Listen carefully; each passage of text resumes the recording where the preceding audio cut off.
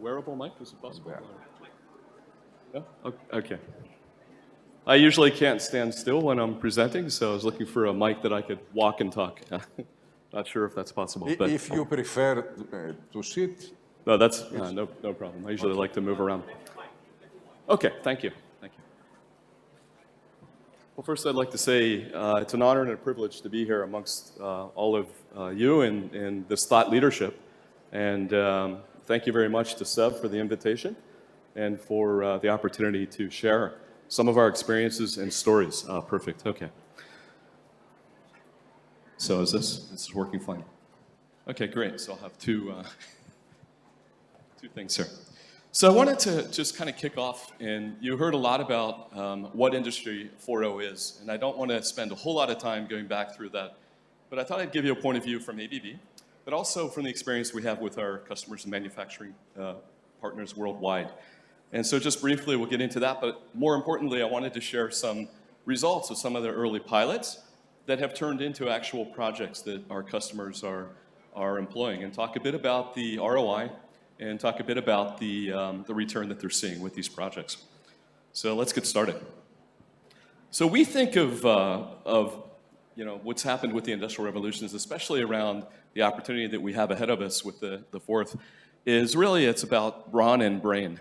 You know, when you think about all of the early advances, they were about moving things faster, automating things, putting in programmable logic, PLCs, and various other types of tools.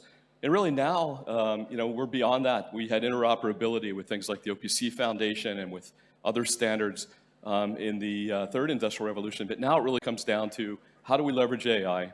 And I think the thing that is most obvious from our experience and personal experience as well is the volume of innovation that is all being, frankly, thrown at you, and the torrent of information that you have to deal with and wrestle with and understand is probably one of the biggest challenges. So we've worked hard to try to make this understandable, try to help our C-level customers deal with this volume of innovation, and it's exponentially increasing. So it's not going to get any slower, it's only going to get faster. So how do we handle that? And I think everybody in the audience is probably dealing with either one or more of these constraints. So things that are shifting consumer patterns are driving things like regulatory compliance. If you're in food and beverage, you probably want to know where your product comes from. You may want to know that it's safe. You want to know that it's of a certain quality. If you're a producer of an alloy or an aluminum, you're going to have to provide information to the gas turbine manufacturer about the batch and the genealogy and the history of that particular product. So we're seeing consumer patterns driving regulation and traceability. Of course, we get into other regulated industries like pharmaceuticals and various other regulatory compliant industries. They're driving a lot of the new opportunities, not challenges, but opportunities with Industry 4.0. Of course, we have aging infrastructure. The good news is, if you are working with plants that have been built in the 50s or the 60s or maybe earlier, it's actually pretty easy to use things like reality capture and digitalization to model those plants and to actually connect them. Because most of the assets in those plants we would think of as dead, right? They're not really connected, they're not exhausting data, they're not really giving you any meaningful information. So you can wake them up pretty easily, and we'll talk about how you can wake up these assets that maybe were installed maybe 10 years ago, 5 years ago, maybe 70 years ago. Of course, sustainability is a really big challenge for us right now, also feeding and fueling regulatory compliance. So energy is a big issue. When you think about, for instance, the electrolysis process, when you get into minerals and metals or metallurgy, that could be 5% of your energy, or 5% of your total cost of goods sold. So how can we help with that, but also how can we help to get into a zero carbon footprint? And then I think we heard a lot about how do we handle the upskilling, reskilling, and it's a big problem worldwide. Not only because of the knowledge and the subject matter expertise. In fact, ABB has been around for over 125 years, and one of the strengths that we have is we have people who have been solving very, very thorny problems in many different industry segments and application areas. And how do we ensure that we preserve that competitive advantage and that capability to help our customers, and how do our customers ensure that they're able to, all of you, you're able to maintain the domain expertise and the subject matter expertise for your production processes. So this is a really big challenge that we have as well. So one of the things that we really we try to think about, and just very simply, when we think about Industry 4.0, it's really about the opportunity to sense, analyze, and act. And if you break it down, and there are lots of use cases. In fact, I think one of the earlier speakers from Deloitte said you can Google and find hundreds of use cases that map to end-to-end value chains for the different industry segments. It can be a bit overwhelming. So if you just kind of break it down, it's about these three things. In sense, of course, is, we have one example here from Okia. So they have an oil platform 130 kilometers off the coast of Norway. And what's happening is they're collecting data through sensors. That's actually being analyzed in Silicon Valley, near San Jose. And one of the things that we're able to do is model the KPIs, and there's only a 1 second delay. So when you start thinking about real time, or many, just a few years ago where we had multiple second delays, we're now approaching real time. And we're going to hear about 5G. We've talked a little bit earlier today about secure edge data centers and what's happening at the edge. But real time is absolutely possible these days. And so then what do we do about it? So the information and insights, of course, feeding a data lake, allowing us to do some interesting things with machine learning and look for patterns, allows us now to get actually to another level, which is not just analyze, but get us very close to autonomous. And so this is where we are really focusing, because we think that this is the future. And we've heard a lot, of course, in the news about autonomous vehicles and transportation. We hear about some of the autonomous material handling vehicles used in manufacturing. I think the opportunity for us is to look even beyond automated, look towards autonomous, and build the foundation for autonomous. So one of the questions that came up prior to the conference was, how does Greece think about leapfrogging over perhaps other companies or competitors or other people that have been investing heavily in the past, let's say, 5 years? And so I would say, that was a really difficult question to think about. I started to think about additive manufacturing, and would I buy a CNC, 5-axis or multi-axis CNC machining center today?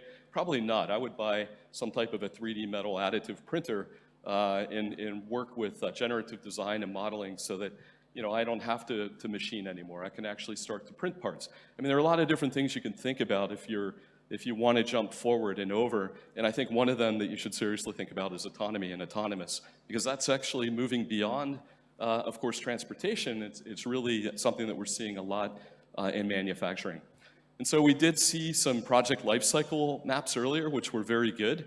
But if you break it down into maybe 3 major phases, you can think of it as design, operate, or commission and operate and maintain. And on the design side, there's a lot of opportunity here related to, again, digitalization of your existing assets. If we had set up a laser scanner in this room when we kicked off the meeting this morning, probably in about an hour from now, we could have a very detailed 3D model, a point cloud of this room with, the details of the lighting fixtures, the fasteners on the walls. And so if you have aging infrastructure, you have plants that have been around for a while, it's very easy to start to create digital representations of those and then start to create digital twins. We're more or less moving into the simulation stage of looking at your OEE and optimizing your plants. Digital commissioning, we heard a bit about augmented reality. So a lot of this is happening through, of course, HoloLens. I think Microsoft has one of the most compelling offerings right now with HoloLens 2.0. And we're working a lot. We've been working with Microsoft now for several years to allow remote maintenance. This is not only going to affect, let's say, the efficiency in reducing the time to startup, but just to share, a couple of other use cases. I was in Mumbai recently meeting with a utility that sends workers out to aging substations in their power system. And they're having a big human safety issue with people walking into these closets, basically, that are not configured consistently, and they don't have the safety things that need to be in place. So by having a remote expert helping to help the maintenance person remotely, having real-time line of sight, and then doing the expert coaching remotely at a central location, they're actually saving human lives. And so you can really think of HoloLens as supporting, this entire spectrum, but really heavily in commissioning and maintenance is where we see a lot of those use cases and where we're currently using it. Even in assembly. So if you're, for instance, building a stator or a rotor or some type of a rotating piece of equipment, all of the parts need to be in balance. And if you have a scale and you have a HoloLens, we actually are using this to provide work instructions. So a worker places a part on a scale, and then basically the HoloLens tells them in which position to put it in around the center of the stator, rotor, et cetera. So some really interesting ideas. And then digital maintenance, I mentioned one is for the substation maintenance, but really this also comes into remote monitoring, and this is something that we're doing a lot of for customers. I'll share some of these stories. But really, getting things connected, being able then to remotely monitor them. I was in one of our centers where we're monitoring 5,000 robots. And of course, this is super important for predictive maintenance and for making sure that we are able to avoid downtime. So these are kind of the three primary areas that we think about.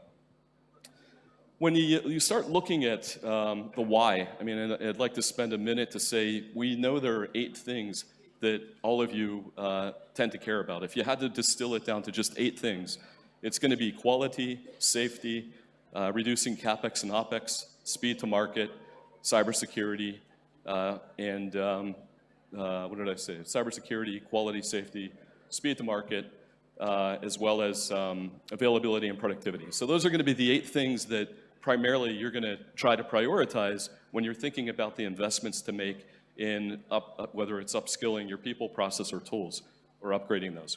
And so with the Industrial 4.0 factory, we have heard a lot about the end-to-end digital factories. We've talked a bit about the enabling technologies. We think of 14, actually 15 if you add 5G. So these are things like, we saw some of them earlier, but blockchain, AI, machine learning, sensing, robots, robotics, cybersecurity actually, because there's some very interesting things happening there.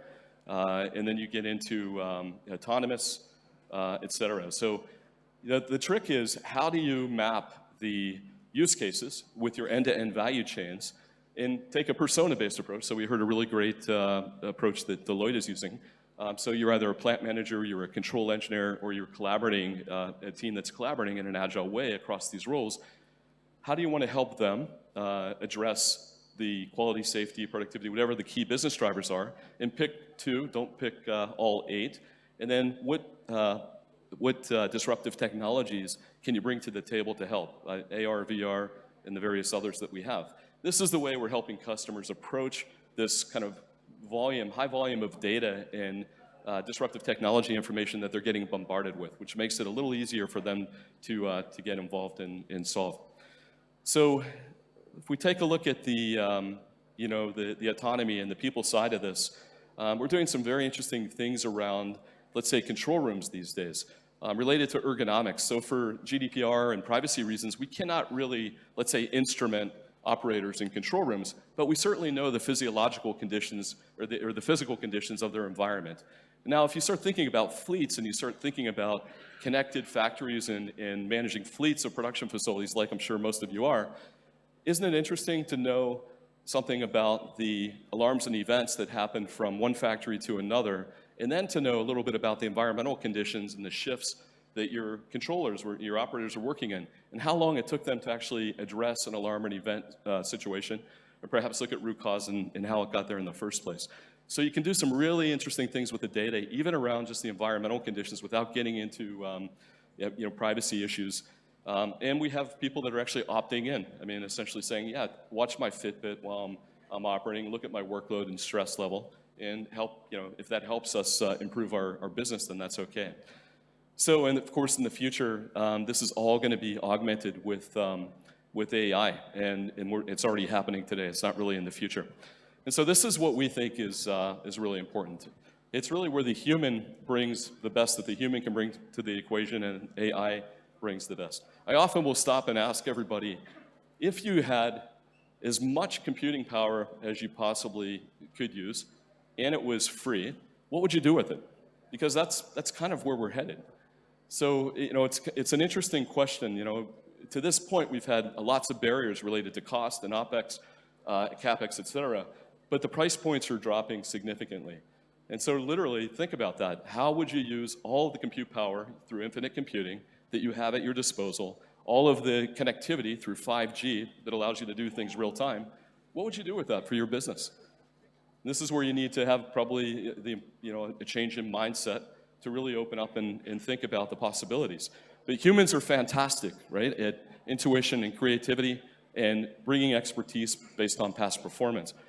AI is really great at learning those things, but really it's the expertise and the computational power. So we believe, bringing these together and supporting our workers, our workforce, no matter what role, what persona they have, from the factory to the boardroom, can really help in thinking about our customers' customers. So how can we help them as well?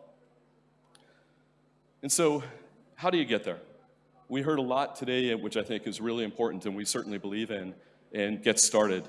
Think big, start small, but take a first step. And that's absolutely, I think, great advice. So it also 1 or 2 minutes more. Okay, very good. I also think there's data there that we see related to the pilots that are out. And a lot of the pilots in Industry 4.0 went very broad, very big in scope, and some froze, right? They didn't really continue on. So you've got to really manage that scope. Of course, work with partners. I think we heard a lot about that today. Build your digital workforce. There are lots of great examples if you look at what's happening in India with PM Modi's government. If you look at Singapore, if you go all the way back to like the foundation, a couple of best-in-class examples. And of course, all of the things we heard about. This is about transformation and change. You've got to manage it that way. But I would say that where we hear people say, pick a corner of your factory, pick a work cell, pick a line, I would say maybe think a little bit differently about it. Think about getting things connected, then think about moving up to condition monitoring, go into predictive maintenance, and really move yourself up this continuum. We have many use cases of pilots that have been turned into projects and are successful in various industries. And what I'll do is, and they follow this continuum, and this PDF will be available on the website for the event. And maybe if we get into a question that involves one of these, I'll bring it up as well. But very pragmatically, we can show how customers are driving those KPIs and improving their performance. So thank you. Thank you very much, sir.